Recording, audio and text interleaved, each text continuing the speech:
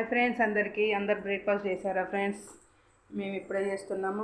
Time వచ్చేసి 10 అవుతుంది కదా, 10 అవుతుంది ఫ్రెండ్స్. బ్రేక్ఫాస్ట్ చేశారు. ఈరోజు మా బ్రేక్ఫాస్ట్ ఏంటంటే చూడండి, వెరైటీస్. ఫస్ట్ స్వీట్ తోటి స్టార్ట్ చేద్దాం. సేమియా పాయసం. ఈరోజు పేరెంట్స్ డే కదా ఫ్రెండ్స్, అందుకనే సేమియా పాయసం చేసిన. మా ఆయన పిల్లలు ఎప్పటి నుండో సేమియా పాయసం చేయి అంటే నాకు టైం కుదరట్లేదు. డైలీ స్కూల్కు ఆయన డ్యూటీ కదా. ఈరోజు సండే మళ్ళీ పేరెంట్స్ డే స్పెషల్గా అయితే సేమియా పాయసం చేసి పెట్టిన వాళ్ళకు.